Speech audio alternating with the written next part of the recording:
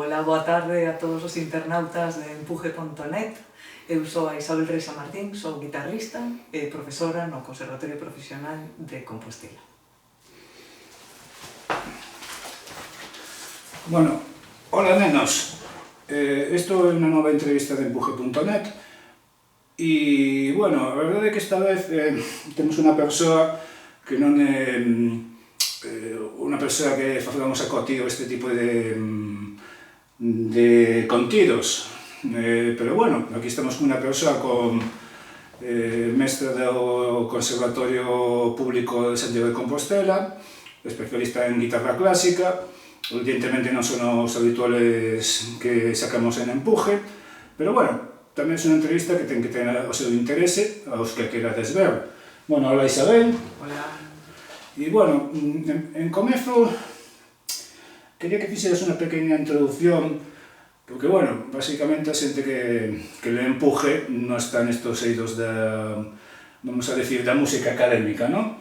E tal. E entón, pois, que nos hagas un pequeño adro de, por exemplo, que dirías a xente, que debes escoitar de música clásica ou de, bueno, do que ti vesas e tal, porque non vas a falar dos típicos, escuta Mozart, escuta Beethoven, non, vas a falar de outro tipo de xente, tanto de Galiza como de fora, guitarristas e non guitarristas, por tanto, dá unos nomes e o que está interesado pode investigar, se quere. Claro, pois entón unhas cousas para iniciarse dentro da música clásica para a guitarra. Eu penso que as persoas que non saben nada e que poderían estar interesadas en buscar música e ver un poquinho máis, saber que iso da música clásica para a guitarra, creo que deberían escoitar guitarristas que agora están na madurez, intérpretes que levan moito tempo tocando e que coñecen moi ben o repertorio do século XX e do século XIX, por exemplo, para a guitarra clásica, e que van a ofrecer maravillas, por exemplo, tamén de outros séculos. Cousas así que atraian, por exemplo, serían cualquier disco, aínda que eu recomendo que é o Aire Latino, de David Russell. David Russell é un guitarrista escocés que é un dos mellores do mundo. Foi o meu profesor, foi profesor de moitos guitarristas aquí na Galiza, porque está sentado aquí, e ten discos maravillosos. A música Aire Latino é un disco que gañou un Grammy, e que xa é dicer para a guitarra clásica gañar un Grammy, sabes? É algo que dá un empuxe importante a guitarra, non? Ao instrumento en todo o mundo. Pois esta é como unha así selección de música latinoamericana para o instrumento, non? Que é maravillosa e el toca de maravilla. Pois, por exemplo, tamén penso que podería interesar a moita xente que non lle parece que poden non saber nada de guitarra clásica, mas poden engancharse escoitando Bach, a música de Bach que a tocamos na guitarra, non? Que foi originalmente composta para a laúde, barroco, mas que agora se toca, os guitarristas a tocamos. Sí, por exemplo, eso de Bach en que discos ou que artista se pode atopar? Por exemplo, Anna Vidovich, eu diría, Anna Vidovich é unha moza xoven que toca de maravilla, estudou con Manuel Barrueco, vamos, ten... Podes repetir, Ana, o apelido que é un pouco... Vidovich, con V. Vidovich, vale. Con dous... Vale, e que máis nomes así? Para un pouco, se alguén quere escolmar por aí o que é... De homes, o sea, así, guitarristas... Homes, mulleres e tamén transexuais. Pois de todo tipo de persoas, de todo tipo de guitarristas, mas quería dicer, por exemplo, así o Andrés Segovia é a figura máis conceituada do século XX porque nun momento en que a guitarra non estaba nas salas de concerto, el conseguiu levala e conseguiu arrastrar a moitísimas salas de concertos en todo o mundo, o sea, tocou por todo o mundo, levando a guitarra a eses sitios que non estaba habitualmente, non? Entón, iso foi moi importante no século XX, mas depois viñeron outros guitarristas como David Russell, John Williams, Manuel Barrueco, son xente que me saen todos nomes masculinos porque durante un tempo destacaron moito, mas tamén María Luisa Nido, Rafaela Smith, Margarita Scarpa, Ana Vidovich, agora unha xovenciña, Paula Hermosín, que ten moitos vídeos en YouTube. No YouTube podes ouvir quase non tudo, porque sempre há cousas que non están, especialmente de discos moi antigos e así, mas há de tudo, ata podes ouvir ás veces versións orixinais de algún guitarrista dos antigos, estilo, pois, non sei, Agustín Barrios ou Antonio Lauro, hai algún momento, hai algún vídeo por aí que se poden escoitar esas grabazóns antigas, non? Entón, pois, eu penso que a música latinoamericana para a guitarra, especialmente a música brasileira, que é espectacular, un espectáculo, e música popular, máis que se toca na guitarra ou no violón, maravillosamente, impresionante, dunha calidade maravillosa, e tamén, máis toda, en toda América Latina, e tamén a música de Bach. Eu creo que esas dúas cousas serían boas para as persoasficaren interesadas pola guitarra clásica. Vale. Bueno, tamén vamos falar un pouco da trayectoria musical de Isabel. Bueno, que Isabel agora mesmo eres mestra aí no Conservatorio de Santiago, pero bueno, un pouco, non vou dicir, entraches no conservatorio, pero bueno, un pouco, vamos a falar de antes, como foi o teu interese pola música, unha música que ao final se dedica profesionalmente á guitarra clásica, con estudos, non sei que, exames, non sei que, non sei canto, como un pouco como surdiu eso na tua mocidade, supoño, non? Sí, eu sou unha familia de músico. A música estaba na miña casa con meu pai, miña mãe cantaba tamén, mas meu pai foi o que estudou e era acordeonista, ata, en fin, facía os seus concertos e as súas actuacións e así. Ensinou música aos fillos, aos 3 fillos, 2 fillos e unha filla, que era eu, a máis pequena. E todos aprendemos. O meu irmão máis vello dedicouse como cantautor á guitarra e eu namoreime das canzóns do meu irmão, do instrumento e tudo, e quise estudar guitarra tamén como ele. Entón era habitual xa, eu nací nunha época en que se podía ir ao conservatorio, entón meu pai estudara con un profesor no Brasil, que foi onde aprendeu o acordeón e o solfexo e estas cousas. Meu irmão era máis ben autodidacta, que aprendera do meu pai, mas meu pai foi o seu profesor, mas depois todo o que fixo coa guitarra era autodidacta, porque meu pai non tocaba guitarra. E entón querían que a filla máis pequena xa non fose tan autodidacta, entón alá acabei no conservatorio, non? Entón fixen como cualquier estudante dos conservatorios galegos, que agora há moitos máis dos que había na miña época,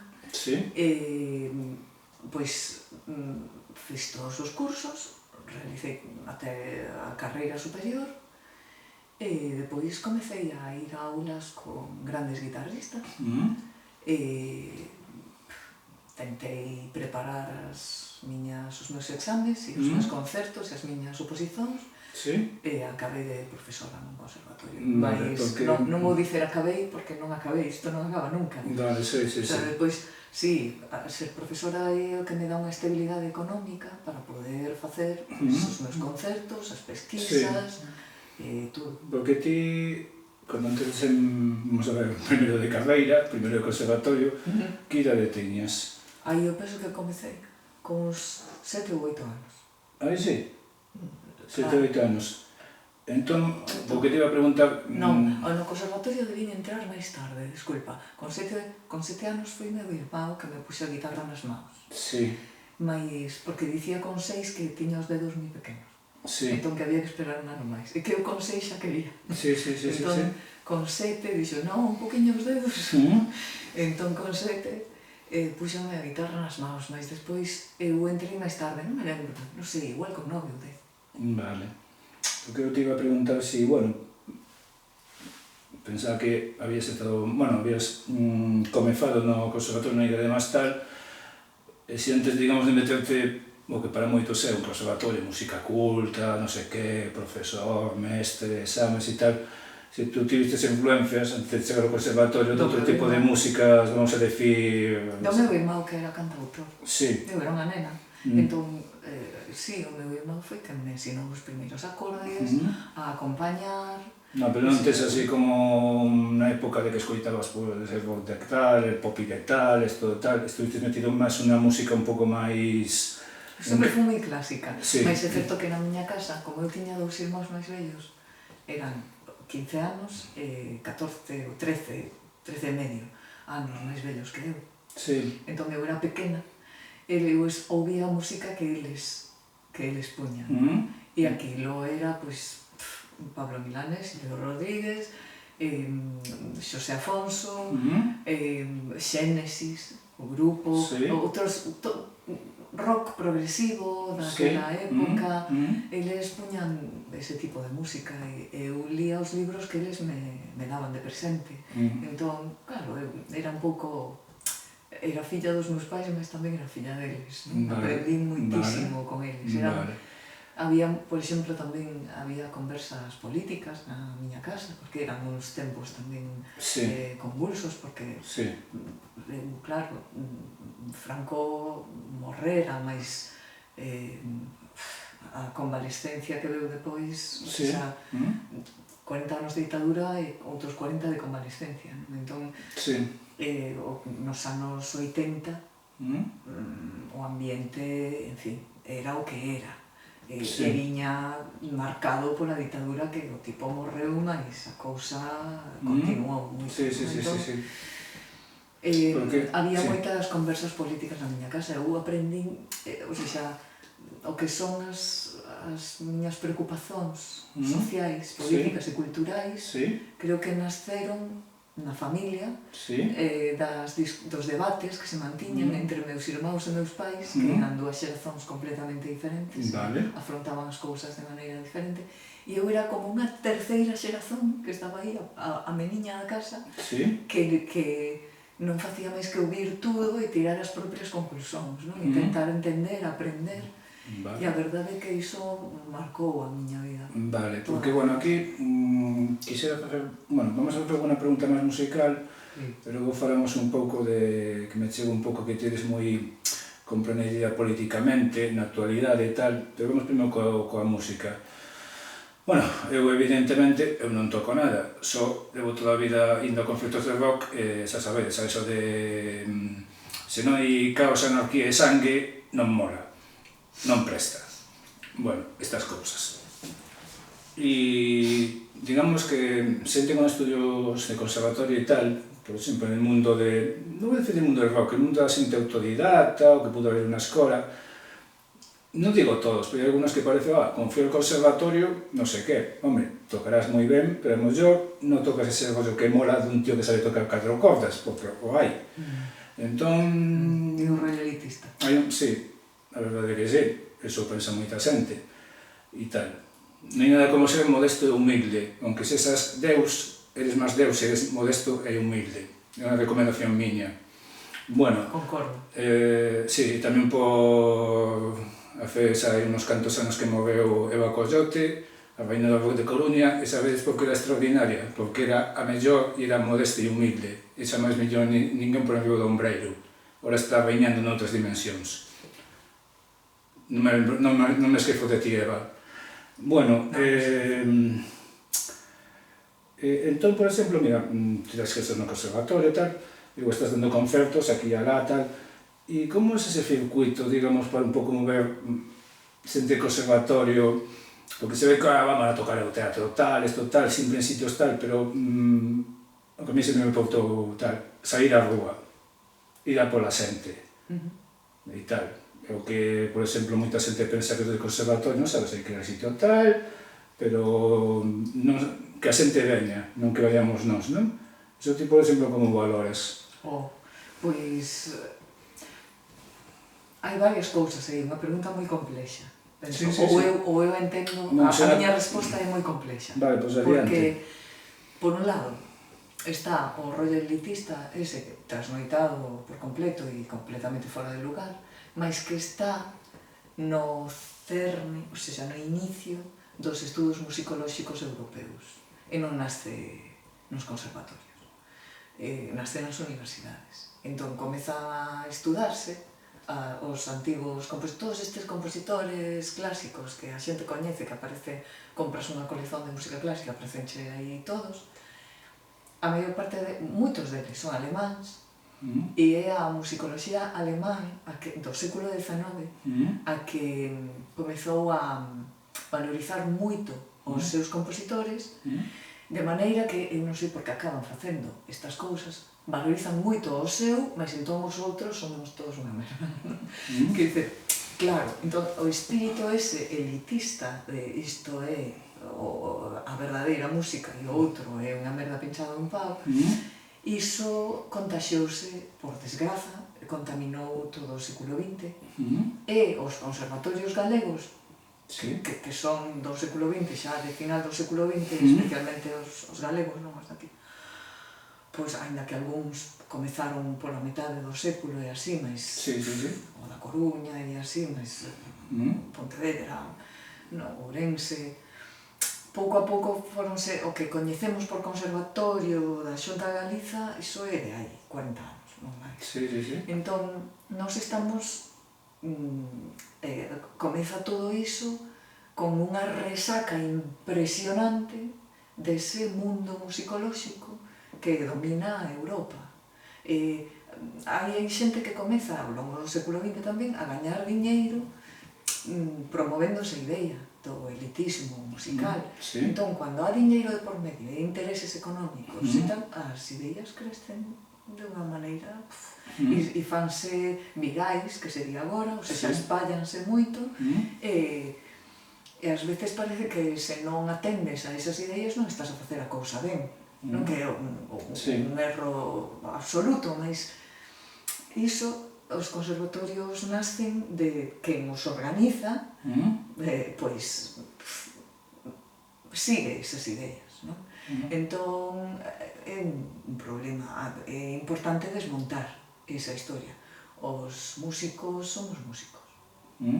Os músicos sabemos que a música, cando és intérprete, é tamén compositor, mas especialmente os intérpretes non há trampa nin cartón, o sea, non hai elitismo que vaya, tú ou tocas ou non tocas, tocas ben ou non tocas ben, podes tocar maravillosamente ou non, quer dizer, entón tú preparas, podes tocar mellor, pior, ou que sexa, mas ainda que toques, onde non sexas o mellor músico do mundo, se faz dignamente, iso está ben feito, as cousas poden estar ben feitas e non é necesario ser un virtuoso do instrumento, mas a música ten que estar ben feita, iso é así, se a música está mal feita, entón, iso é o que me refiro a tocas ou non tocas.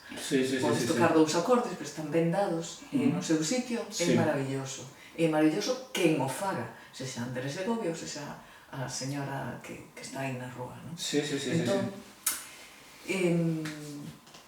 iso é importante, nós sabemos diso, e o do elitismo é unha impostura. Poderá haber quen goste diso, e quen gañe diñeiro con iso, ou quen se venda mellor se se mostra así, mas non é unha impostura. O sea, a música non ten trampa nin cartón. Entón,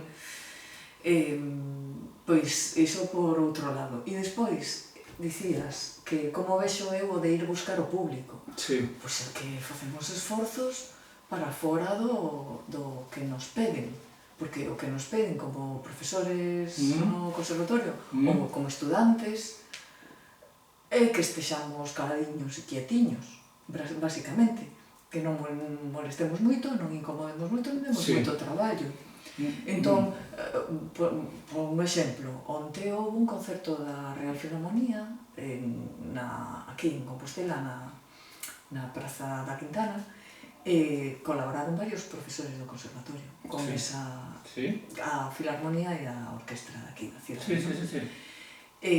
Iso é ir buscar a xente, a Filarmonía vai buscar a xente, as bandas de música van buscar a xente, e o conservatorio sai do conservatorio e vai tocar a outros lugares. Tentamos facer iso con orzamento cero, ou orzamento menos cero, ás veces, non? Entón é un auténtico desastre o do financiamento. Entón, se podemos ficar quietos e non sair do conservatorio, mellor para os que organizan os conservatorios. Estou a falar da Xunta de Galiza, basicamente. Claro, entón os nosos xefes, se podemos estar quietiños e non dar problemas, mellor. E damos problemas cando queremos sair fora ou cando queremos mudar algunha cosa do currículo, cando queremos mellorar pedagóxicamente, cando todo iso son problemas. Non damos problemas cando estamos calados, dicemos si buana e facemos o que les di. Non é un exemplo, pero bueno, igual con unha banda do que sesa, se vai por aí a tocar aquí a la e tal, non sei se pasa, ou non se os ocorreu, o ti, o varios e tal, coller e ir a tocar a cafetería fulanito, o pafeto Manolito, cousas así, entendes? Eu xa toquei na... Ti creo que estivistes por aí un pouco tisoa, non? Me parece. Eu é que fago concertos, o normal é que eu toque soa. Pero, por exemplo, esa idea entre... Mas non ten por qué, podo acompañar. Non... Falo dos alumnos tal, casi máis prestaría moito máis que os propios profesores dixeran montamos unha cosa e vamos a tocar en este sitio. E non é ningún teatro, ningún sitio así tal, o sea, un sitio do común, como se di. Ti has feito e, por exemplo, aí como ves o tema. Como dis, mellor non facer nada, porque mellor así vives moi tranqui, non? Non, os meus colegas... Non, os músicos movémonos, ainda que os organizadores que non son músicos queiran que estexamos quietiños, non somos capaces de que somos saltimbanquis, nos movémonos.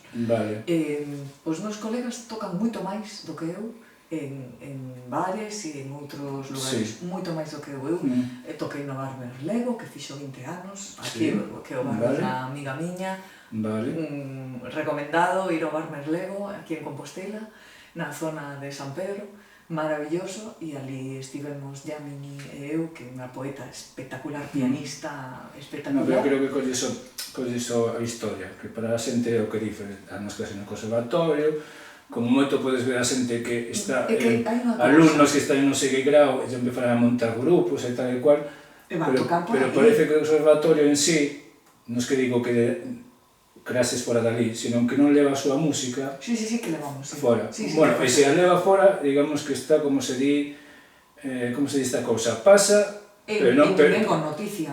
Pasa, pero non pasou, porque como non hai, sabes? Ninguén con noticiou. Claro, o sea, unha cousa como, isto pasou, pero pasou que? Porque aquí non hai ninguna, vamos a decir, como se fora un crime, non hai ninguna prova. Pasou o que distí, entonces non... trascende, eso. Non trascende. Ni moito ni pouco, non estou dicindo que chegueis a non sei... Nas familias trascende. Nas familias, por exemplo, sempre vamos cos estudantes, non? Moitas veces tocamos os profesorado e os estudantes xuntos nos grupos que formamos. E hai programas. E iso debería anunciarse. Mas, precisamente, na última reunión de claustro deste ano lectivo que acabou, falamos, saiu o tema, por que os xornais non publican o que lles envía o conservatorio dos concertos que estamos facendo na cidade. Porque o conservatorio ten unha persoa que envía a prensa as cousas, non? Claro, a vicedirección. Como nos grupos de rock, a xente de prensa, pero... Non, a vicedirección ocupase desas cousas, mas non nos sacan as notas. Por que non se anuncian as actividades do conservatorio? Tempo. Pois... Habería que preguntarlles a eles que mellor saben, pero iso é... sí. Bueno, isto é unha suxestión miña, que eu non son ninguén para suserir nada, pero os podíais aí unha especie de conato de rebeldía, montaros un Facebook, unha página web, que son moi sinceras. Temos o Facebook. Pero... Temos todo. A miña pregunta é, por que os xornais de Compostela... No, pero espera, vais o voso control. no control de alguén que parece que hai alguén que te está, non sei, sabes? Non, con noso controle. Temos página de Facebook, que eu saiba. Porque te dis que a información se envía se informa a través de tal e nunca sae nada, pois ali algo pasa. Nos xornais. Nos xornais, bueno, a saber, porque hai un pouco que... Nos xornais. A miña crítica é aos xornais, porque nas redes sociais estamos. Vale. Estamos os profesores por separado, está as redes sociais oficiais do conservatorio. O que pasa é que esas redes as aproveitades para difundir, enviar, non sei que, a xente. Mais, claro, está funcionando. Se fai ese, como se chama? Non, bueno, espallar a información. Espallase. Mas non é iso, quer dizer, non todo o mundo entra no Facebook do Conservatorio de Música. Evidentemente non, por iso tenéis que enviar mensaxes que cheguen a saber onde. E por que non sai nos xornais? É que os xornais son outra cosa, porque creo que hai aí no periódico, unha liña editorial, non sei que. Non é... Internet é outra historia, sabes? Internet é buscar as cousas para que aparezca para certa xente. Hai unha página do Conservatorio, hai varias redes sociais do Conservatorio, mas estamos nunha cidade, en Compostela, e hai varios xornais que son locais ou de nivel galego ou o que sexa. Como é posible que a un centro público que ten 10 níveis de ensino, porque temos 10 níveis de primeira, non se chama 10º, chamase 6º de grau profesional, mas son 10 cursos. Como é posible público que non poñen os anuncios? Poñen os anuncios da Filarmonía. Como non poñen os nosos anuncios? Hai un que podo decir, es que tedes que podes, como se dice, aturrar a ver por que pasa iso. Claro. Pero dende os dos pontos, dende o ponto de orixe ata o ponto de chegada, a ver que pasa aí. Porque mellor en un dos pontos, ou en medio, xa sabedes, isto é como a guerra e o espionaxe. O que ten información ten o poder. Entón, enteraros por que pasa iso, porque se pasa é por algo. Porque aproveitei para pensar que... Outra das miñas tal, a xente di que as cousas pasan porque pasan. Non, pasan porque pasa alguna cousa. Se non mirar Aristóteles, xa sabeis, unha cousa pasa porque outra pasa antes e desta pasa outra. Non sabedes, a potencia e o acto. A sémola é potencia e o árbol é acto. Aristóteles deixou moi claro, se algo pasa é porque pasou unha cousa, se non pasaría ixa, non pasaría a segunda, ni a terceira, ni a enésima. A causa e o efecto. Bueno, despois deste flipe que me deu, pois bueno, continuamos. Están marxinados aquí os mestres do conservatorio, bueno, xa sabedes, estos que non... Que tamén há unha escola municipal de música. Sí, bueno, estos que non son os habituais peludos que saco por aquí, peña tal, non sei que, cousas así. Non, pero estamos activos. Sí, vale, bueno, pois investigade iso e xa sabes. Déxame mencionar que este 25 de xullo apareceu no Novas da Galiza, que é un xornal, como os outros, un excelente artigo de unha amiga que é Belén Bermejo, que é unha organizadora de eventos, música tamén, cantora. Bueno, teño que dicirte unha cousa, non teño ni puñetera idea que é Novas de Galiza. Novas de Galiza é un xornal. Pois creo que non o coñece moitísima xente. Bueno, fora de... Pero dixen Novas de Galiza e non é Novas, desculpa.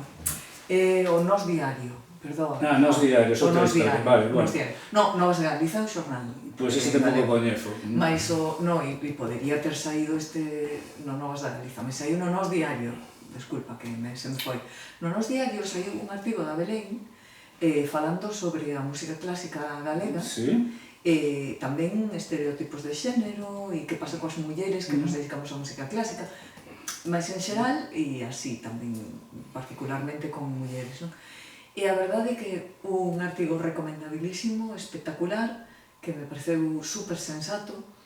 Ela ten moita experiencia organizando festivais e concertos no ámbito do que se coñece como música clásica, que é unha categoría, unha etiqueta demasiado ampla, e que há galegos e galegas metidos en todo tipo de estilos deses que se consideran clásicos, que estamos activos e activas e que damos concertos minoritarios, a xente non ven en masa, é certo, mas tampouco é necesario que ven a xente en masa. É importante que a xente saiba que estamos a facer iso e que non há menos axudas de ningún tipo.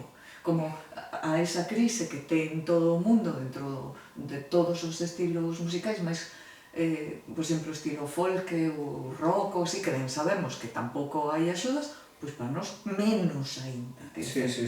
É un escándalo o que se fai coa cultura neste país e nós somos viva voz diso, experimentamos iso constantemente, mas estamos aí igual porque nos leva o corpo para aí, somos músicas e queremos facer música. Entón, o do Bar Merlego, eu toquei na Coruña, no...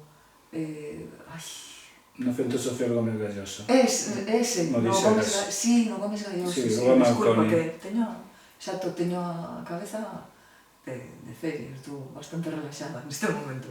Si, non teño ningún problema en tocar fora dos teatros. Hai unha cousa que falabas dos teatros, mas que pasa cos teatros? Que ofrecen unhas condicións acústicas moi interesantes para que non usamos amplificador, por exemplo. Entón, moitas veces tocar nun teatro non é unha cuestión de elitismo, é unha cuestión de que as condicións acústicas son boas. Outras veces hai teatros en que as condicións acústicas son malísimas, entón aí eu non tocarei, e dame igual que sexa un teatro. Prefiro tocar nun bar que ten unhas condicións acústicas mellores.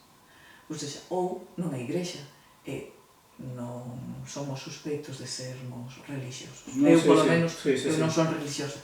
Entón, e toco en igrexas, claro, porque as condicións acústicas... Esta mañá veño do concerto de Marcos Teira, que foi Marcos Teira, un guitarrista galego espectacular, que tocou hoxe música galega maravillosamente, pasada pola súa interpretación, foi na antigrexa San Domingos de Bonaval. Foi maravilloso ver ali o entorno do século XII coa música popular galega que ele arranxou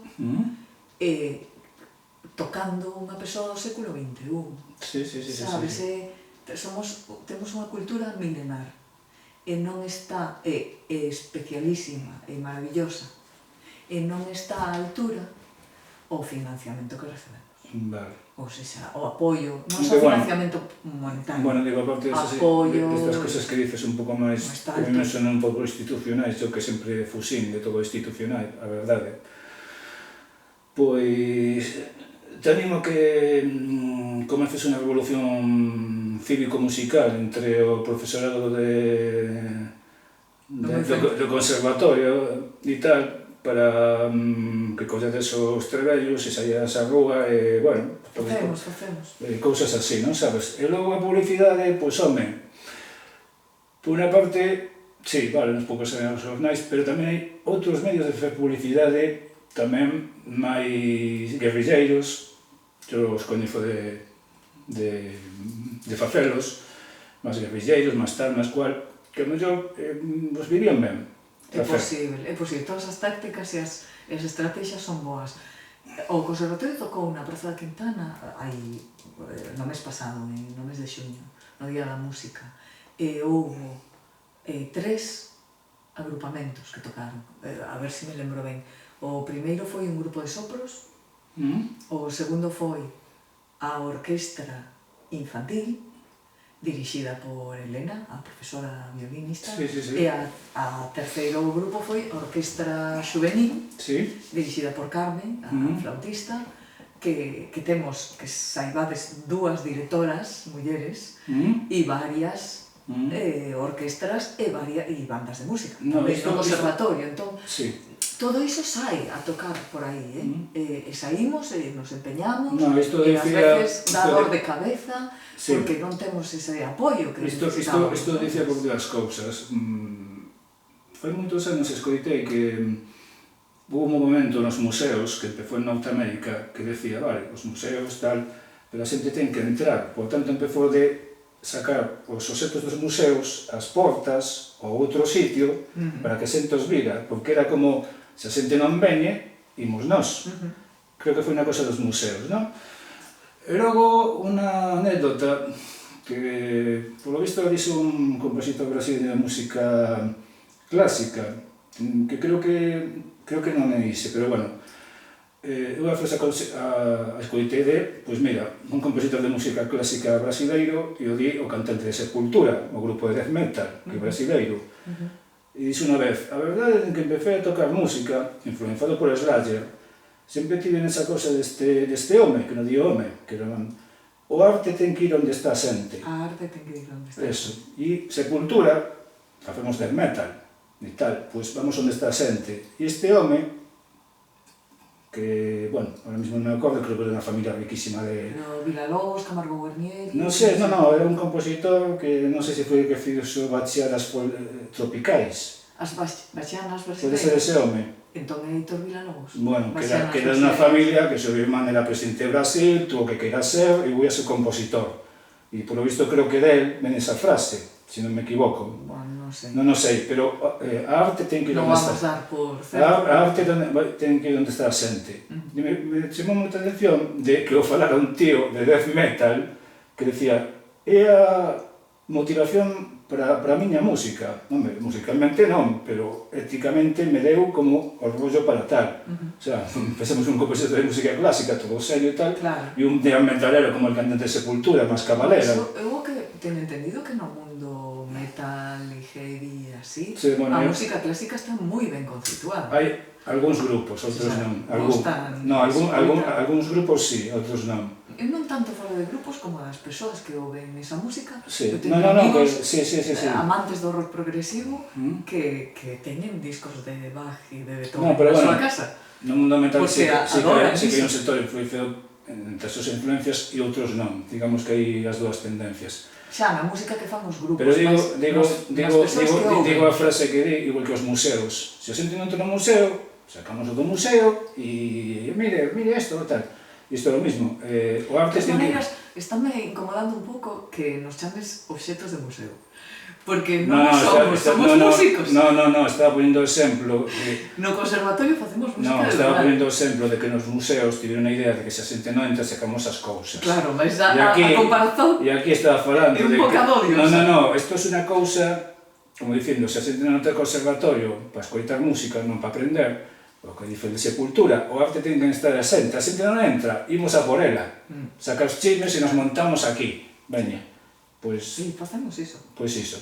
E logo a publicidade xa sabes, podes repartir folletos pola rúa, podes colar cartazes na rúa... Mas estamos a falar que somos un centro público.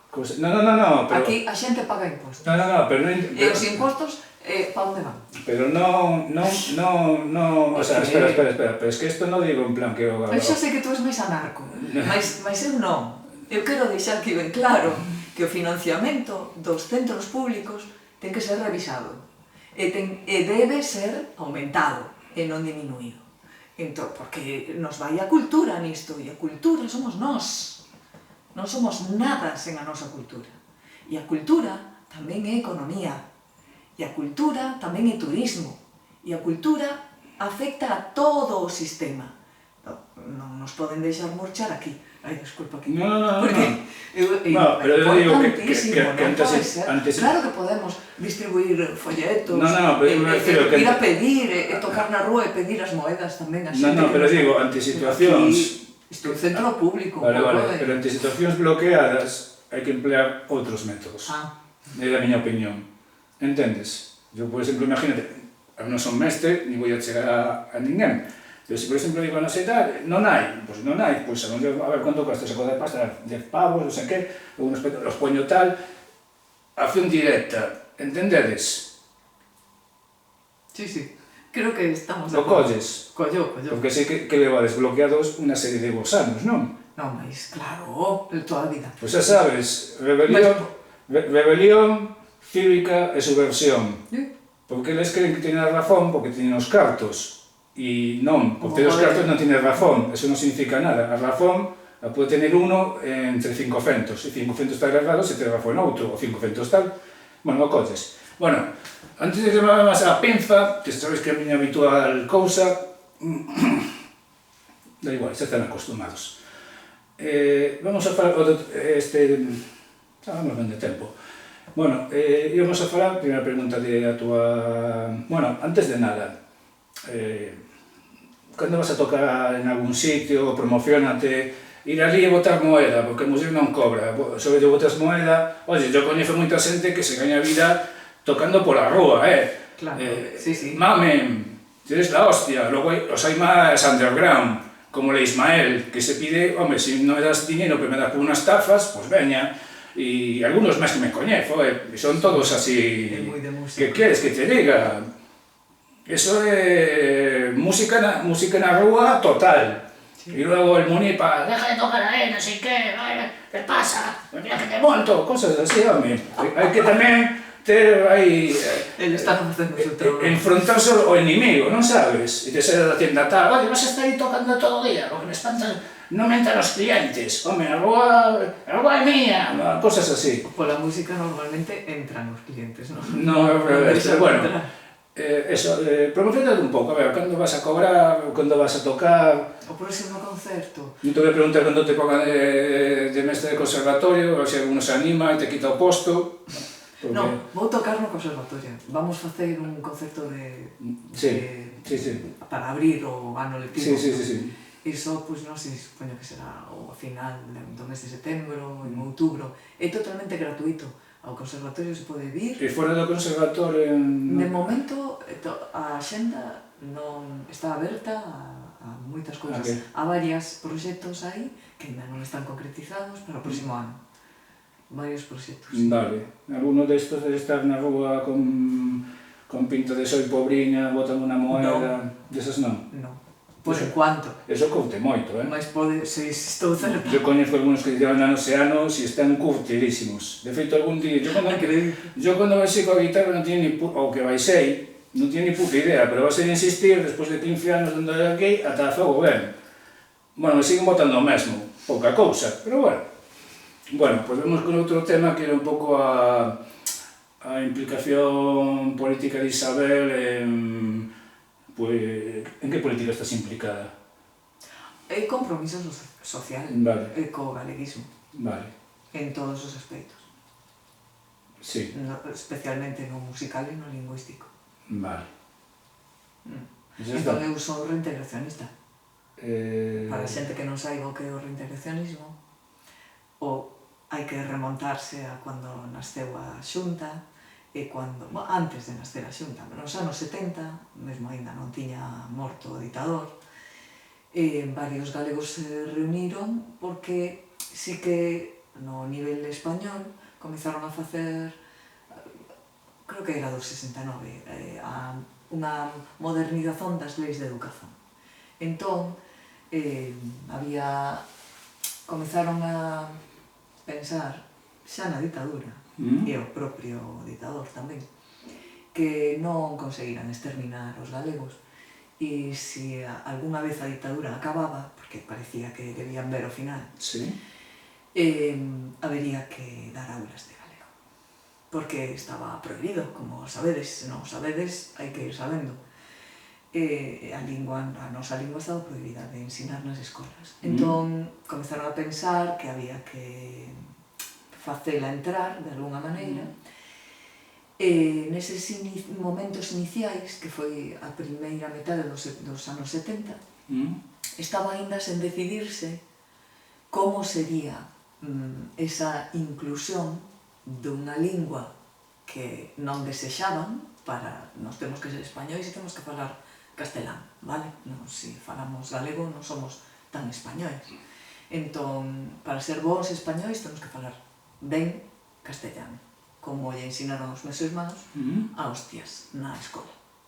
Entón, eso tamén era parte dos debates da casa, sabes? Aquilo que falábamos antes. Eu aprendí moi ben aquilo, porque eles o explicaran de maravilla, o sea, a descripción de como eran tratados por seren rapaces galegofalantes nos anos 60 e 70 na Estrada, que é onde eu son e onde eles estudaron, pois iso era digno de ouvirse.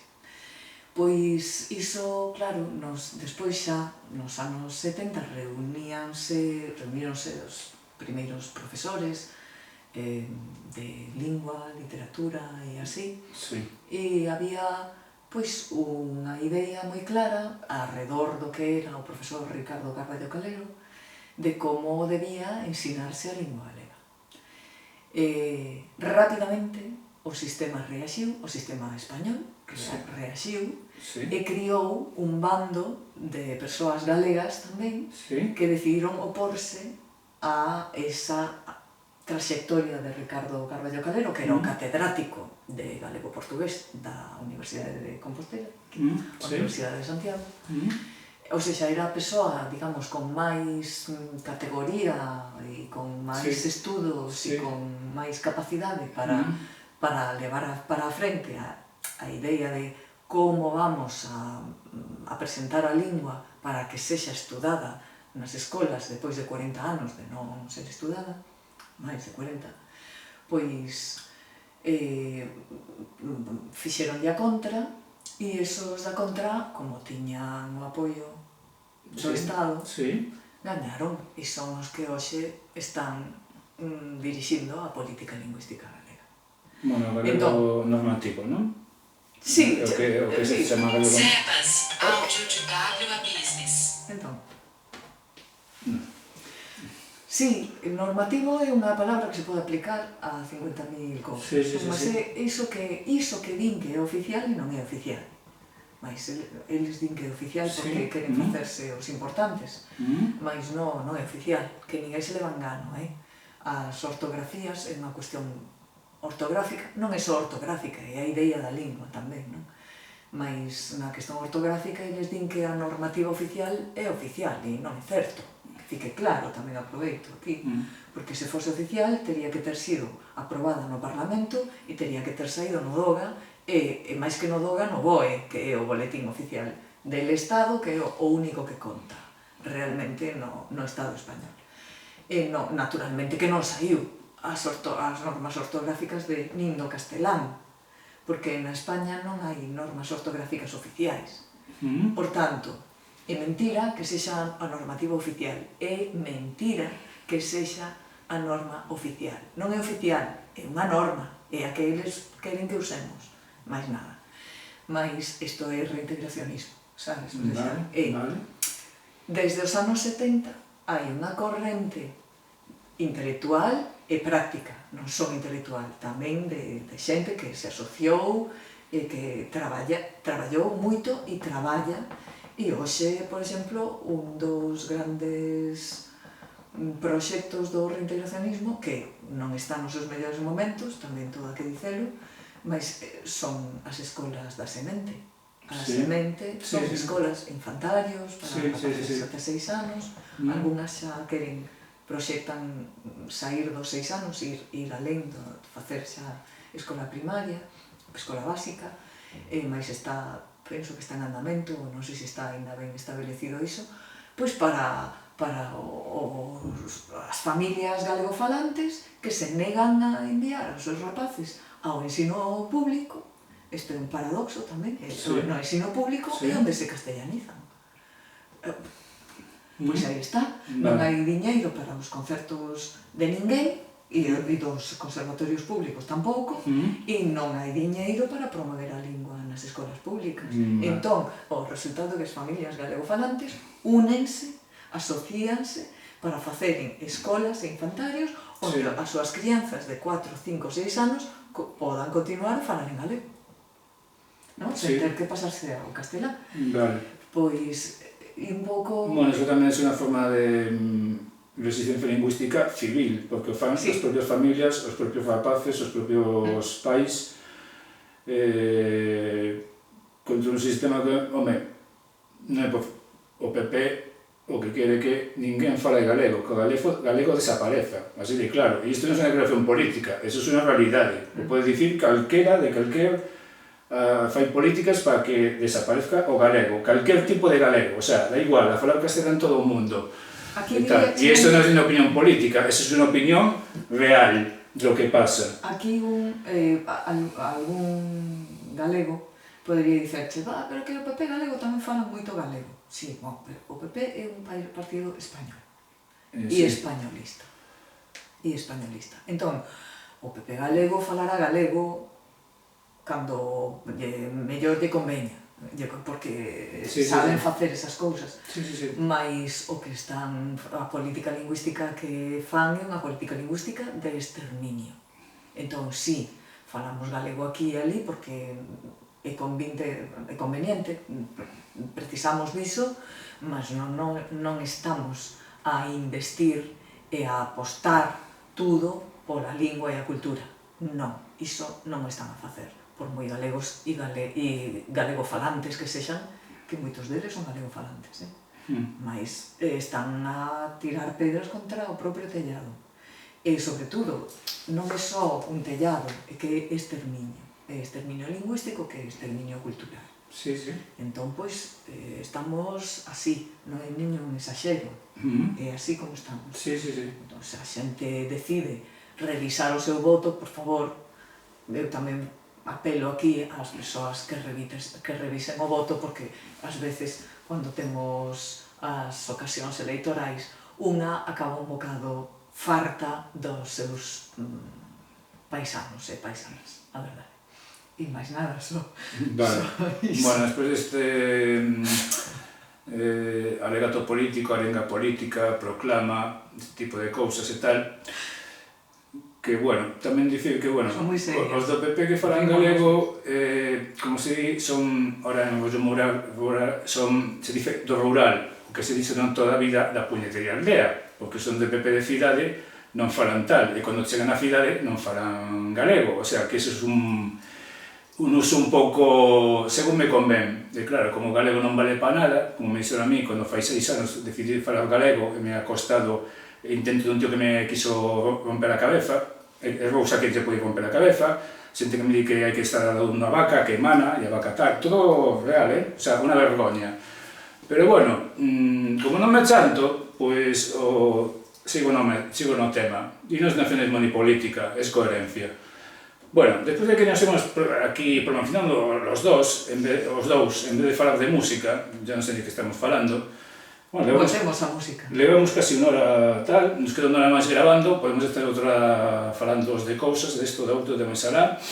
Pois non sei, máis ou menos falamos a faceta de Isabel como música, do conservatorio, a baixa oficial e viva a rebelión, de política, de non política, de lingua, de non lingua, pois eu non sei, de máis que podemos falar, así. Eu gostaría de falar da guitarra galega, por exemplo. Eu gostaría, que agora só dicer que, pois, como estábamos a falar do galeguismo e do compromiso coa propio país, pois que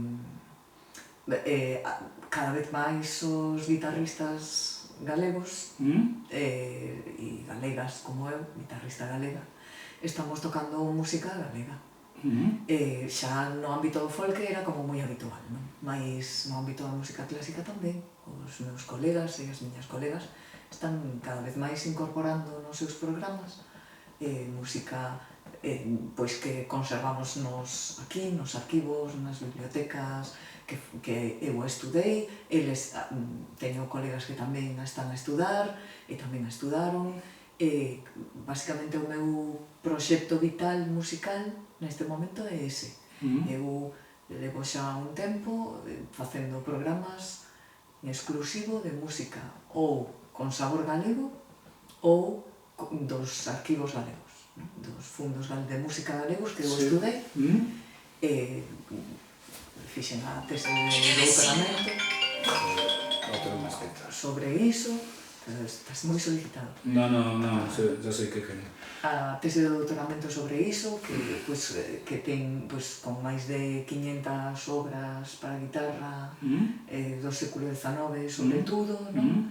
Aínda falta o século XX por estudar e explicar que aconteceu coa guitarra na Galiza, mas o que está desde o século XII está explicadísimo. Desde o século XII até o XIX, non? Pois eu dediqueime nos últimos anos a promover iso. Saíron varios libros de partituras para quen saiba ler música, saiu un disco, saiu un libro, un libriño que está na Traves Editora, o disco está en internet, Guitarra Galega volumen 1, e ademais... Que vecino? Basta que corre, No, nada. Ben. Logo chamo, é unha cosa.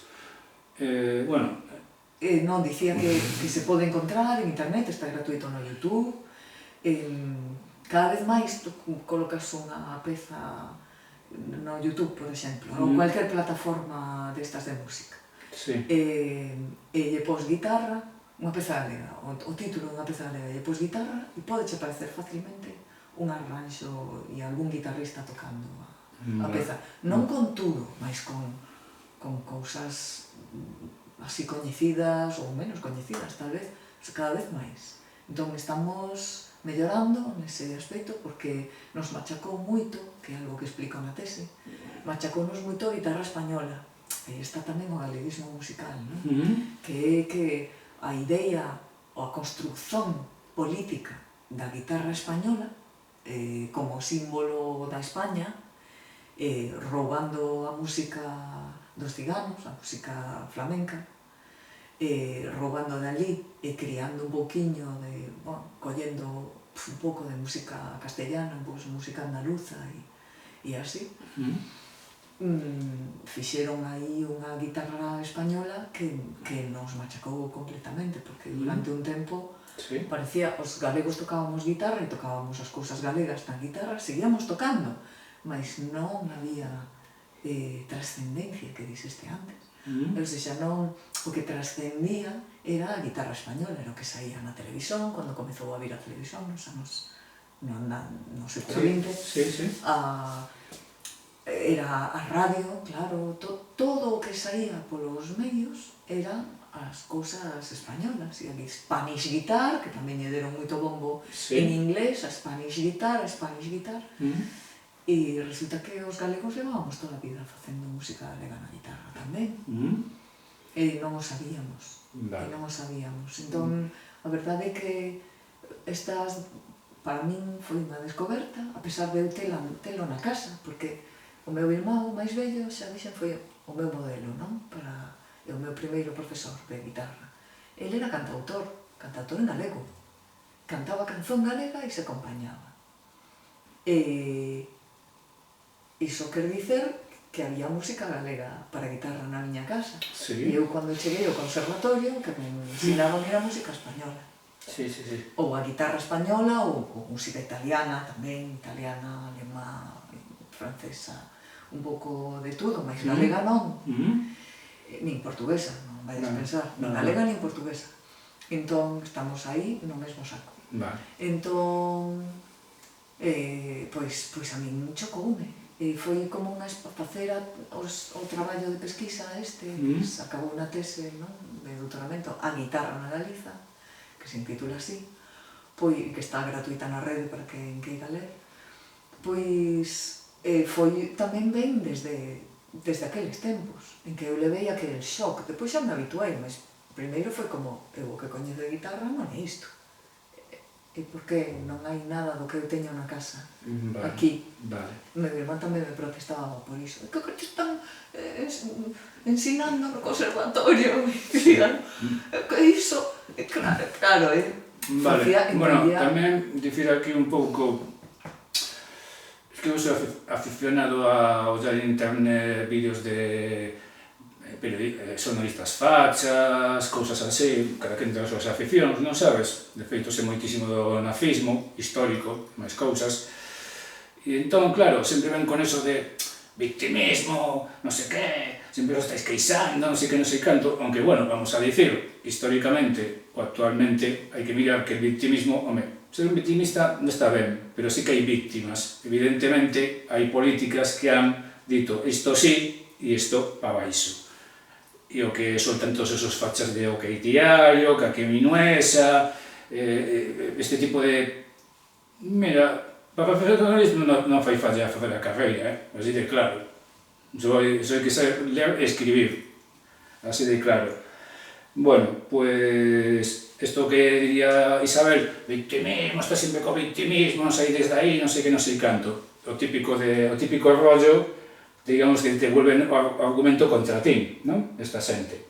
Pero el asunto es, que yo lo comento a Isabel, de todo el mundo, lo importante é turrar. Hai que turrar e turrar. E non te canses, porque turrar é toda a vida, e outra vida despois, se hai, tamén se sigue turrando. Así que darse, vale? Non, eu, claro, non teño pensado dar ningún paso atrás. Non, a turrar, a currar. Nem sequer para coller impulso. O primeiro, se un día me dis, voy a tocar nun puticlube música clásica de tal, porque yo pienso que el jazz, por exemplo, que me gusta moito, la verdad que non, tiene que volver para cubrir a inspiración e a tocar a puticlubes, onde surdiu e onde volve a inspiración. Cando empezar a tocar en sitios guai, o duro, o pasar das cosas putas, saca o mellor de ti, non sabes? Pois que vas a tocar en un sitio chunguísimo, unha casa ocupa, vamos a buscar unha chunguísima, e tal, e vas a tocar allí música clásica diante dun montón de pés negros. Pois cousas así, hai que, sabes, colles o rollo. Collo e tomo nota. Pero, como non o fagas, non penso aí. Es que voy a tocar, aí non entro, que te crees, por favor. A mí toco nun sitio chungo, destos que encima, non sabes, asendo, que non me dejas escotear a guitarra, non se crea, tal. Tens que buscar un sitio... Cousas así, o tíos, tía, estás moi boa, joder. Sí, xa o sabemos, pero aparte de eso non deses escotar, ese tipo de rollos, sabes? Non, ese tipo de rollos, porque eso curte, sabes? Eso curte. Curte que non besas. Cepas. Home, joder, este es outro... Bueno, entón llevamos unha hora de conversa, creo que falamos de moito, non? Eu son dicer que me quedou por dicer Vale, adiante. Nos agora que me lembrei diso, non, de meu irmán dicéndome no conservatorio están te ensinando estas cousas que están moi ben, estás deixando de aprender estas outras, tal. Cada vez máis está tamén mellorando nese sentido, debido a que agora tocamos máis música galega, tamén está entrando dentro dos programas dos programas dos conservatorios a nosa música. Voltemos ao mesmo. Non, é importante. Voltemos ao mesmo. Porque hai que baixar a area. Xa. Hai que baixar a area. Sí. Aí é onde está a peña. Onde están os lións. Pero a Praza da Quintana non che vale. Non, é moi chic. Non. Un sitio de area chungo. Con gladiadores, lións, todo clase de perigos que te poden matar. E se sales de ali, a seguinte vez te vas con máis, sabes? Bom. Cosas así, de verdade. Eu digo de minha experiencia de andar facendo ilegalmente estas cosas desde fai 25 anos, hombre. O colectivo do 2007... Non nego que podas ter razón, o sea, que teñas as túas razóns e que teñas razón. Mais non sei se eu me atrevería a facer algo así, porque sendo unha muller, igual teño outras preocupacións. No, pero non te preocupes. Dice, porque a mí interésame levar a música a cualquier parte. Sí, pero non te preocupes, en caso de eso, mira, ti me avisas, eu te vou de machacas. Ah, claro. Ti estás tocando, eu estou con... Entón, eu teño que avisalo a él. No. Sentiña. No, joder, cando vais a tocar nun sitio, se queres te o busco, de todo, Te busco un sitio e vou te manchar. Sabes como os de Publica e a mí que levaban aquellos negratas que estaban con cara de así? E yo ya teño cara de manafostia de nacemento. Pareceme moi masculino todo. Entonces me poño así, en un lado, aquí está o artista, pero como calquera intente calquer cousa, xa saberes, pues va a pasar o que vai a pasar. Ten que a salvar princesiña. Voy con seguridade, ata podo avisar unos cantos máis que me coñezo que tamén, te levamos ao que sí. Non é por falta de persoas que me pudesen defender, non é iso, e que se callar eu non me quero expor a esa situación. Quer dizer, por que vou ter que exporme a esa situación? Porque así levas a música onde nunca chegou, como Star Trek. Xa, mas as persoas teñen que tamén saber escoitar, quer dicer... Bueno, pero... Necesito 4 armarios aí para que me defendan. No, decías por el caso de que algunos, ya sabes, que la xente se pon quente e unha muller, a primeira que vimos eso na miña vida, e cousas así, non sabes? Pero digo que aparte diso, pois é sair a un sitio... Iso é moi machista, sabes? Quer dizer, claro, esa descripción da persoa que estás a describir agora, o tipo que que se... Sí, non, es que é así, os hai soltos por aí a todo ti. Pois a ver se deixamos de ter eses comportamentos, non? Porque xa está ben, tíos, xa está ben, non mola un carallo.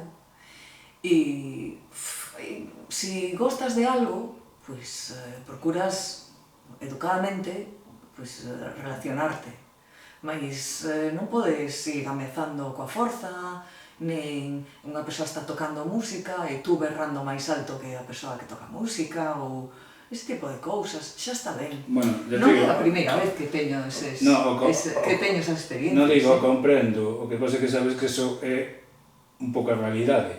Olla, a realidade mudase. Porque a queremos mudar, verdade? Sí, claro, digo, é a realidade agora mesmo. Se se fan unha serie de cousas dentro de o que sexa, é outra. O que pasa é que digo a realidade agora mesmo. Por iso, cando tal... Iso é feminismo puro e duro, iso é a militancia feminista. Sí, vale. O activismo feminista é... Non, as cousas son unha realidade e a realidade troca se se fai... Política lingüística, música, feminismo... E machismo. E machismo bueno, tamén. Pois digo que a realidade evidentemente se troca. O que pasa é que primeiro chegas ao sitio... Vamos a hacer o posible por e hai que empezar primeiro como está a situación. E despois, sabes? E así. Non digo que esa realidade sea para toda a vida, pero é a realidade agora que hai que combater para chegar ao punto B e ao punto C. De acordo. Porque se non o faz, isto é sempre así. Sí. E agora mesmo sí que pasan esas historias e tal, por eso... Pero bueno... Acontece iso, mas tamén está deixando de acontecer. Sí, bueno, non é tanto. Non é tanto como era. Non é tanto. Bueno, pois... despedimos a entrevista ou... Como, non sei, se hai algo máis algo... Es que a mí non se me ocurre máis... que máis te podo preguntar, non sei. Como sempre, como isto é para persoas que en principio non coñecen moito de música clásica, pois derrubar mitos, non? Que aquí somos persoas que respiramos, vivemos e sentimos. Que non o do elitismo é unha impostura que non nos podemos permitir. Moitas de nós non a temos. E que tocamos como cualquier outra persoa, onde nos chaman. Eu toco onde me chaman. De acordo. Normalmente son as amigas e os amigos os que me chaman. Toquei no Gómez Galloso porque un amigo me chamou. Toquei no Merlego porque unha amiga me chamou. Os donos do bar me chamaron.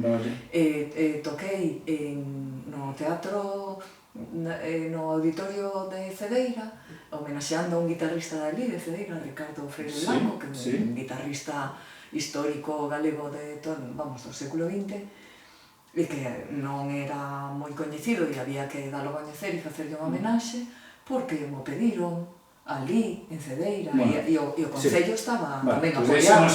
Entón, eu toco onde solicitan. Chegamos a dúas conclusións. O arte ten que ir onde está a xente e que va a serse a area. E xa está. Non? E non está. E as persoas teñen que coñecernos, teñen que nos chamar tamén. Teñen que dicer... Bueno, en eso, que te chamen, máis bien tens que primeiro chamar para que despois te vuelvan a chamar. De acordo. Vale. Bueno, non vamos pelexar máis. Un pouco de publicidade. Ibas a tocar no conservatorio, un concerto en setembro. Sí, é un concerto conxunto, non temos data. Non, pero en setembro tes data, con quen tocas... Sí. Non, é como... Pois mira, podes ver a banda tal tocando en tal sitio. Ti vas a tocar alguna cousa daqui a setembro? Vas a facer alguna cousa? De aquí a setembro non. Vale, que eu saiba, non teño nada. Vale, non digo agora mesmo, que saibas, digo... En setembro comezan as cousas. En setembro, pois hai ese concerto inaugural, non? Un pouco do ano lectivo, sí. Es como un concerto inaugural do conservatorio que se fai todos os anos, non? Digamos que aí se pode tal. El concerto inaugural do Conservatorio de Santiago. O sea, todos os anos se fai máis ou menos, tal. Vamos ser varios profesores. Vale, pois hasta ese momento non podedes ver a Isabel, te iba a chamar María Isabel. No, María non. No, María Isabel estaba na playa...